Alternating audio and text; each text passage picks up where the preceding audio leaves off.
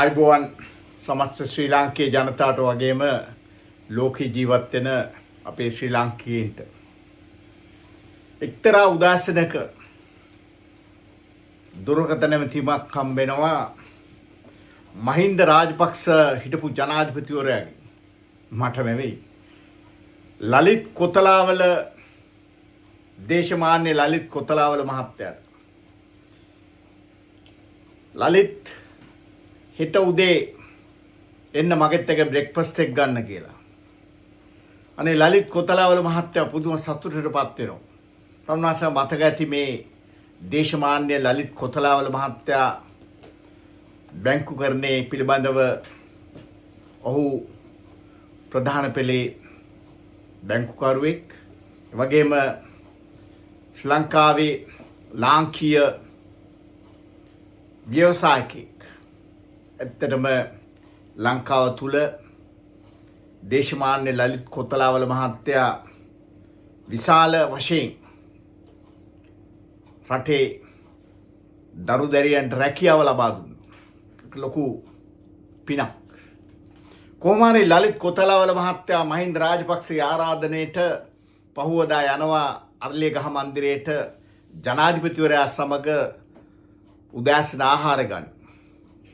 Breakfast එකට යන ලලිත් කොතලාවල මහත්තයා කෑම කාලා හැම ඉවර වෙනකොට ලලිත් දැන් පොඩි ගමනක් තියෙනවා යන්න. හරි මාත් එන්නම් සර් කියනවා. ලලිත් කොතලාවල මහත්තයා ආපු වාහනේට ඇවිදගෙන යනකොට නෑ ලලිත් අපි යමු මේකම යන් කියලා ලලිත් කොතලාවල මහත්තයා දාගෙන යනවා. ගිහිල්ලා හෙලිකොප්ටරයකට නගිනවා. හෙලිකොප්ටරෙන් නැගලා හෙලිකොප්ටර එක යනවා හෝමාගම ප්‍රදේශයේ දියගම කියන එතන තිබිච්ච ක්‍රීඩාංගණයකට. මේ ක්‍රීඩාංගණයට ගිහිල්ලා ලලිත් කොතලාවල මහත්තයා සහ ජනාධිපති මහින්ද රාජපක්ෂ මහත්තයා දෙන්න දැන් ඇවිදගෙන යනවා. එතන නිලධාරීන් ඇවිදින් ඉන්නෝ. ඒකේ මැනුම් කඩේතු ඊට පස්සේ ආකිටෙක්චර්ස්ලා ඒ සියලු සැලසුම් කරුවන් සියල්ලම ඉන්නෝ.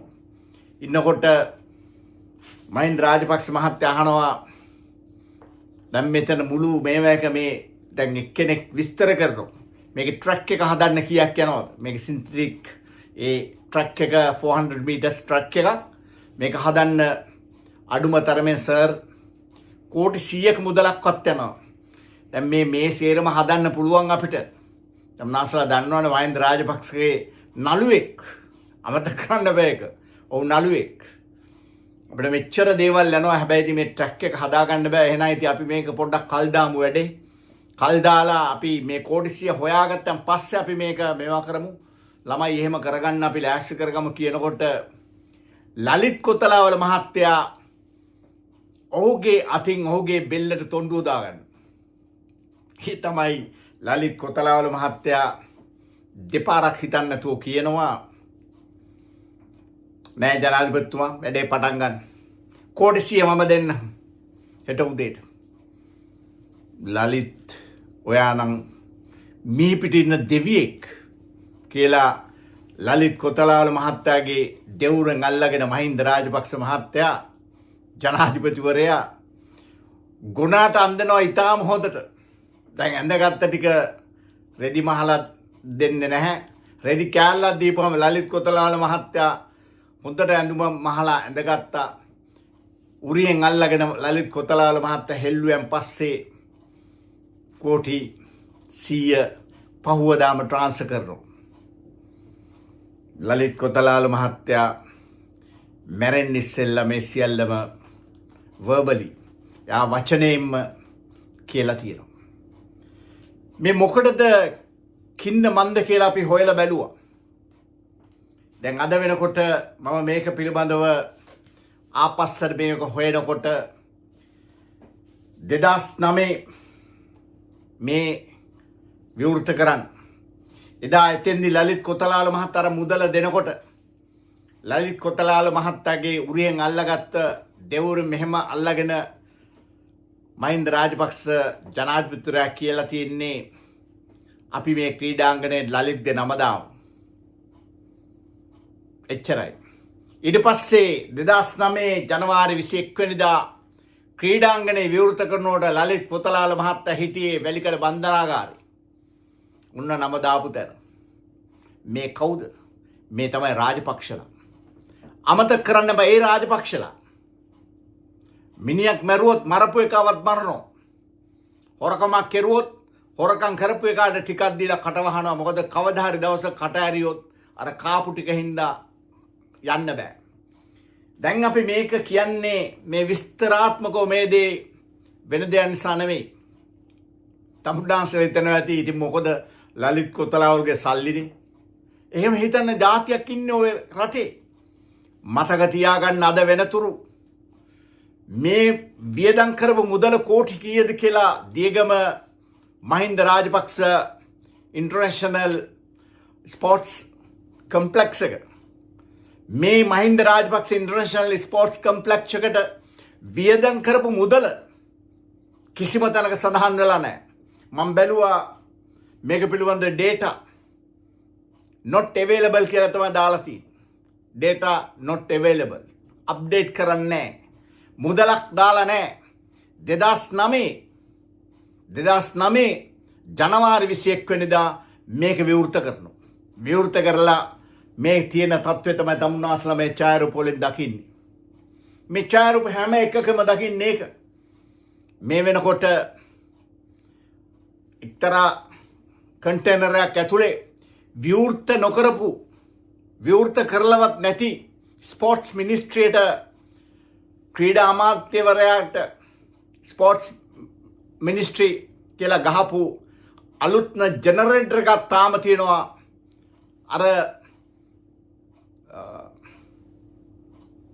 ඒ ක්‍රීඩා ඒ භූමිය ඇතුලේ කන්ටේනරයක් ඇතුලේ තියෙන හැම ඉටිකොලවත් කඩලා නැහැ. ඒ විදිහටම තියෙනවා. යකඩ දිරාපත් වෙලා තමුන්නාසලා දකින්න මේ ඡායාරූප මේ කාගවත් සල්ලි නෙවෙයි තමුන්නාසලා සල්ලි. දැන් මේක පිළිබඳව අපි හෙව්වේ වෙන දෙයක නෙමෙයි. දැන් මේ මුදල් රටේ ජනතාවගේ සල්ලි. දැන් මේ වගේම තැන් බොහෝ තැන් තියෙනවා. මේ තියෙන තැන් පිළිබඳව හොයා විමර්ශනය කරන්න අමාරුයි. ඒ නිසා මේක පිළිබඳව දැන් කරන්න ඕනේ කළ යුතුම දේ තමයි මේක මේ Diyagama Mahinda Rajapaksa international sports complex එක ඒ දවස්වල වෙන් කරලා තියෙන මොකටද? ස්පෝර්ට්ස් යුනිවර්සිටි එකක් දාන්න. කියන්නේ ස්පෝර්ට්ස් යුනිවර්සිටි එකකට තමයි සම්පූර්ණ මේක හදලා තියෙන්නේ. හැබැයි හදලා තියෙන එක අද කොහොමද තියෙන්නේ කියලා. අඩුම තරමේ බල්ලෙකුටවත් අද යන්න බෑ. බල්ලොන්ටවත් ඇවිද ගන්න බෑ වලවත්. ඒක ඉන්ටර්නැෂනල් කෙසේ වෙතත් මම හිතන්නේ ඉන්ටර්නැෂනල් තියා ගමේ කොල්ල කුරුට්ටොන්ට අඩුතරමින් අර ෆුට්බෝල් ගහන්නවත් බෑ.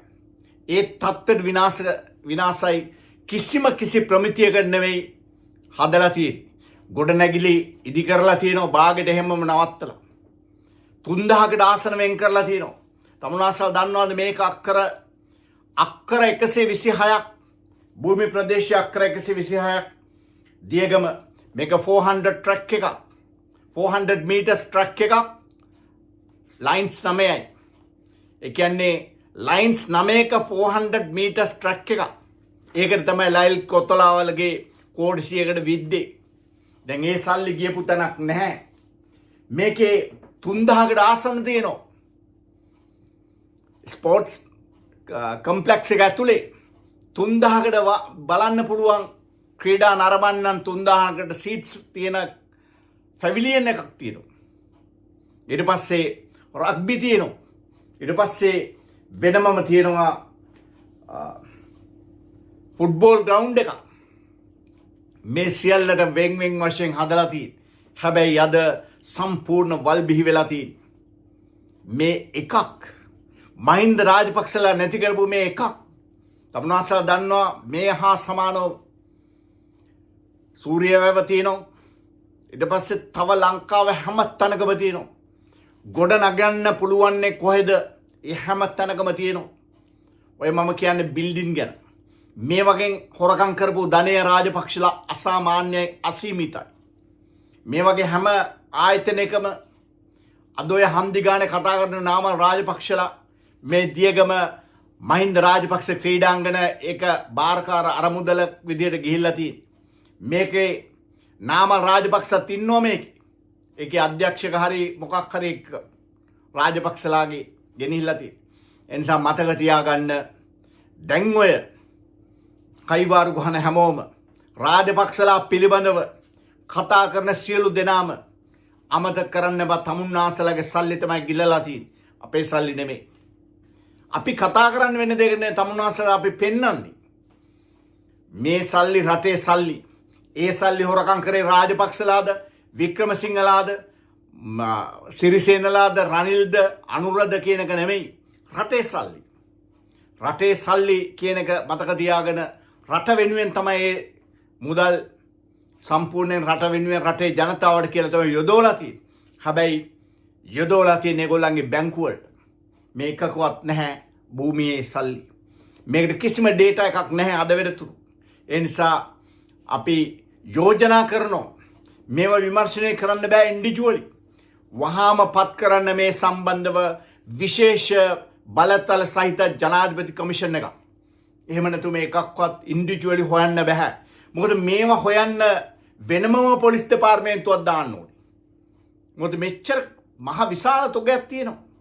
ඊට වඩා හරිම ලේසි අර අපිට මතකයි පහුගිය කාලේ 2015 දාලා තිබ්බා වර්තමාන අග්‍රවේශකාර පද්මන් සූරසේන ගරු විනිශ්චයකාරතුමාගේ ප්‍රධානත්වයේ ජනාධිපති විශේෂ දූෂණ විමර්ශන කමිෂන් සභාව මේකේ හිටපු නිලධාරීන් තාම දක්ෂ නිලධාරීන් හිටියා CID එකේ. ඒ නිලධාරීන් අනුයුක්ත වෙලා හිටියා. ඒ නිලධාරීන් විශාල ප්‍රමාණයක් අපරාධ හොයාගත්තා. අන්න ඒ අපරාධ වලට තමයි අද මහින්දානන්ද අලුත්ගමගේ ඇතුලේ ඉන්නේ. ඒවට තමයි ඔය ගිහිල්ලා බොහෝ දෙනෙක් අද වැලිකඩ තපින්නේ. ඒ නිසා මේක තමයි ඊටාම ලේසි සහ ඉක්මන් ක්‍රමය. මතක තියාගන්න අද ආණ්ඩුවට අද වෙනකොට ආණ්ඩුවට අපෙත් එක්ක මගෙත් එක්කත් මිනිස්සු බනිනෝ. බනින්නේ වෙන දෙයක් නෙමෙයි. බනින්න රාජපක්ෂලා මෙච්චර වෙලා යන්නේ ඇයි හිරේ දාන්න? වෙන කිසි දෙයක නෙමෙයි. හිතන්න බා වෙන දෙයකට කියලා. කියන තරම් කතා කරන තරම් මිනිස්සු කතා කරලා කියන්නේ වෙන කිසි දෙයක් නෙමෙයි කියන්නේ. මෙච්චර මුදල් ධනස්කන්ධයක්. තමුන්නාසලා මේවා දැක්කහම හිතනවා ඇත්තටම හෙන ගහන්න ඕනේ අපරාධ කියලා. රටේ සල්ලි. මේ සල්ලි මෙහෙම කරපු නිසා තමයි සුප්‍රීම කෝට් එකෙන් දුන්නේ මේ ලංකා මහ පොළවේ ලංකාවේ ආර්ථිකය කඩා හැලුවේ කඩා දැම්මේ ඔය රාජපක්ෂලා කීප දෙනා කියලා. නම් වශයෙන් කිව්වා අයිට වැඩි දෙයක් නැහැ. නීති අනුකූල කරලා කිව්වේ. ඒ හින්දා තමයි අපි ඉල්ලීමක් කරන විශේෂයෙන්ම ජනාධිපතිතුමාගෙන් කරුණා කරලා ඔබතුමා තවත් කල් මරන්න එපා. වහාම බලතල සහිත විශේෂ ජනාධිපති කමිෂන් සභාවක් පත් කරන්න. තාමත් බොහෝද කීර්තිමත් විශ්‍රාමික විංශකාරවරු ඉන්නෝ. එතුමන්ලා පත් කරන්න. ඒ කවුරු හරි පත් කරලා ඒකට අනුයුක්ත කරන්න හොඳ දක්ෂ ක්‍රයිම් ඉන්වෙස්ටිගේෂන් කරන්න පුළුවන් නිලධාරීන් CID එකේ ඉන්නෝ. ඒ අයව පත් කරන්න. පත් කරලා මේක කරගෙන යන්න වහාම මේගොල්ලෝ කරන්නේ නැති නිසා තමයි අද රාජපක්ෂලා හන්දි ගානේ කෑ ගහන්නේ පුළුවන් නම් අපිට කරලා පෙන්නපන් කියලා. කරන්නේ නොකරන්න වෙන දෙයක් නෙවෙයි. කරන්න ඕන තරම් දේවල් තියෙනවා. ඕන තරම් විමර්ශන ආරම්භ කරන්න පුළුවන්. අපිට පේනවා. අපිට අස්පනා අපිට පේනවා මේව හොරකම් කරලා කියලා. හැබැයි ඒව කරන්න කාලයක් නැහැ. මේක gediya පිටින් CID එකට දීපුවම CID එකේ දැන් වැඩ තියෙන ප්‍රමාණයට වඩා නිලධාරීන් නැහැ. මේක ලේසිම දේ තමයි ජනාධිපති විශේෂ කමිෂන් සභාව බලතල සහිතව අත්තරුම් ගැනීම අධිකරණ ඉදිරිපත් කිරීම මේ සියලුම බලතල සහිත කමිෂන් එකක් දාපු ගමන් මේගොල්ලෝ ස්රොත්ත පිටින් එනවා. එතකොට ඕගොල්ලෝ වෙන කිසි දෙයක් ඕනේ මීළඟ ඡන්දයට යන්න ඉතාම ලේසි පහසු එකම දේ ඔච්චරයි. ඇයි හේතුව? මිනිස්සු ඉල්ලුවේ ඕක. මිනිස්සු දීපු මැන්ඩේට් එක ඕක. මිනිස්සු කිව්වේ නෑ හාල් අඩු කරන්න. මිනිස්සු කිව්වේ නෑ ලයිට් බිල් අඩු කරන්න. මිනිස්සු කිව්වේ නෑ වෙන දේවල් අඩු කරන්න. ඒවා කිව්වේ ඕගොල්ලෝ. ජනාධිපතිතුමයි ඒ ඇමතිවරු වර්තමානයේ කට්ටිය තමයි කිව්වා අපි මෙහෙම කරනවා කියලා. මිනිස්සු කිව්වේ නෑ ඒවා. මිනිස්සු කිව්වේ රාජපක්ෂලා හොරකම් කරපුවා, මිනි මරපුවා, සේරම මහ පොළවේ අධිකරණ වලට ගෙනල්ලා ඒ අධිකරණයේදී ඉන්ඩිවිජුවලි කවුද කියලා පෙන්වන්න කියලා. එනිසා ඉල්ලීමක් කරනවා කරුණා කරලා ජනාධිපතිතුමනි වහාම ජනාධිපති විශේෂ කමිෂන් සභාවක් පත් කරන්න. බලතල සහිත. එහෙම නැතු අර පිස්සු පූසාගේ වගේ එකක් දාලා වැඩක් නැහැ. ඒ නිසා මේක පත් කරන්න මේක පත් කරපු ගමම්ම මේ සියලුම මේගොල්ල හොරා කාපුවා, විනාශ කරපුවා, සාපරාධි සාවද්‍ය පරිහරණය කරපුවා සේරම එළියට මේක වෙනුවෙන් අවධානය යොමු කරන්න කියලා විශේෂම ඉල්ලනවා. අදටත් මේ Diyagama Mahinda Rajapaksa international sports complex එක වෙනුවෙන් වෙන් කරපු ගාණක් අදට කොච්චරක් වෙන් කරාද කියන එක කිසිම තැනක ඩේටා නැහැ. ඒක පිළිබඳව වහාම විමර්ශනයක් ආරම්භ කරන්න කියලා ඉල්ලමින් නිහඬ වෙනවා. බොහොම ස්තුතියි. තමුන්නාන්සලට ඇත්ත සැටි මේ තොරතුරු දැනගන්නට IODPP නාලිකාව සබ්ස්ක්‍රයිබ් කරන්න. ඒ වගේම IODPP නාලිකාව වගේම ලංකා දවස් YouTube නාලිකාව. අපි ලංකා දවස් YouTube නාලිකාව හරහත් ඒ තොරතුරු ගෙනෙනවා විටින් විට. ඒ වගේම මෙතෙක් තමුන්නාන්සලා අජිත් ධර්මපාල මගේ Facebook එකේ තියෙනවා. අජිත් ධර්මපාල Facebook එකේ මේ කොටස් ඊටාම වැදගත් දේවල් අපි පළ කරනවා. ඒ සඳහා තමුන්නාන්සලාට විවෘතයි ජොයින් වෙන්න අජිත් ධර්මපාල මගේ Facebook එකට බොහොම ස්තුතියි. මම ශ්‍රී ලංකා පොලිසිය දේශපාලන මුදා ගැනීමේ ජාතික සංවිධාන සභාපති අජිත් ධර්මපාල. Thank you.